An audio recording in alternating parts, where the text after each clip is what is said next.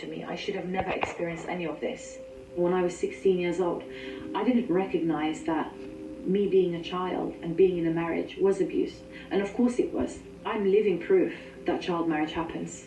My sister is living proof of the detrimental impact that it has when girls are married at such a young age, when girls leave those marriages. The nation really just didn't understand this issue was happening, didn't believe that it was happening.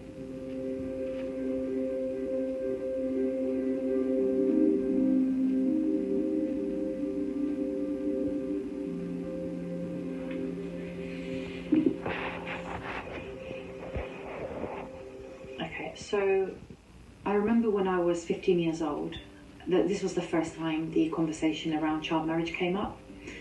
And it was a really straightforward conversation with my dad, where he basically said to me that somebody wanted to marry me. And I didn't understand what that meant, so my reaction was to just make a joke out of it. And from that moment, when I reacted like that towards my dad, he then really changed his interaction with me. As a child, facing an adult who clearly has an influence over you and has power over you, the next time that the conversation of child marriage came up, I was 16 years old. When my dad spoke about marriage again, this time I was trying to avoid what he'd previously reacted. And so I just kind of said to him, if this is what you want, then I'll do it. Because I knew if I'd said no, I would have probably experienced the same kind of abandonment, you know, the cold treatment from him.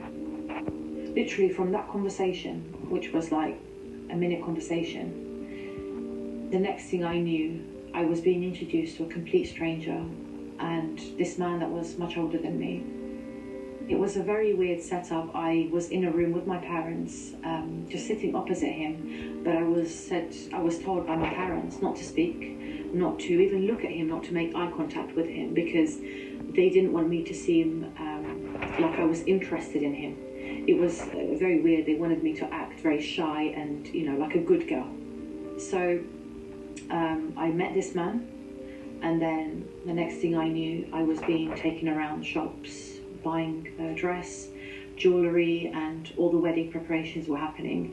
And it was really surreal, because if you imagine yourself, you're 16, you can't comprehend I'm getting married.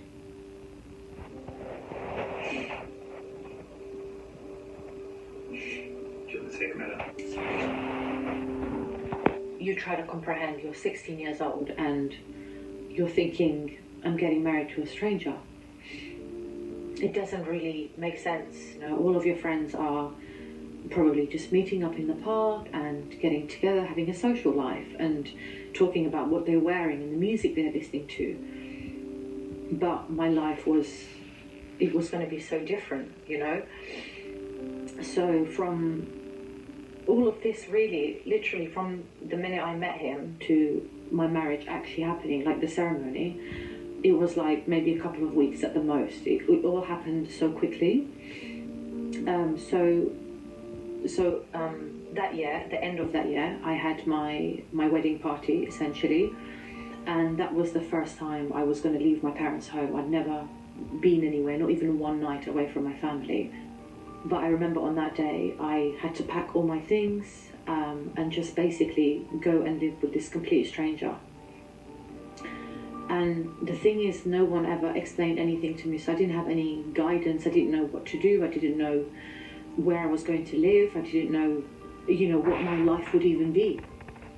And then this party happened, and all of my family's friends were there, all of my uncles, all of my aunts, you know, lots of people from the community. It was very normal to them. It was the most normal thing, just, you know, a child getting married in a wedding dress in front of all these people. And when I think of it now, I'm 36.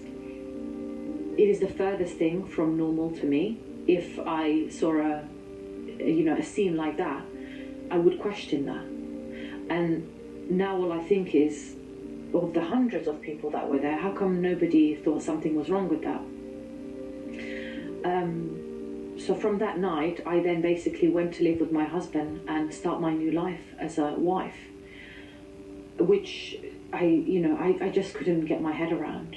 You're a child and you just want to be with your friends, you just want to go to college, you just want to have fun, and there you have all these responsibilities of a wife, cooking, cleaning, looking after a home. These are not responsibilities for a child. But all of a sudden you find yourself, there's no one else but you that has that role. And I never got my head around it for the 2 years that I was married. I never understood what any of it meant, because it just feels really weird to live a life, 10 years, 15 years of someone senior than you. But I had to grow up very quickly. I had to be the perfect wife. So I went from being a child to being an adult overnight, just because of my child marriage, for what she was experiencing. And she was told that it was her fault because she was in an abusive marriage, and that she has to do better, she has to try better. And my sister Banaz kept reaching out for help, not only from my family, but she would reach out to the police and to other people to try and get support. But she was never believed, and she was never given any support. And when she one day decided, also 2 years into her marriage, when she decided she was going to take a really strong, brave stand and leave her marriage, she was seen to have brought shame on her family. And as a result of that, when she walked out on her abusive marriage, she was murdered in a so-called honor killing.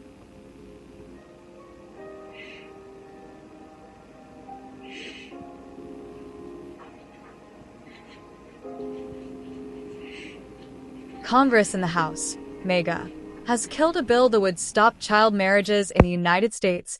It's not in line for Project 2025, where it would increase problems with their supports in the South.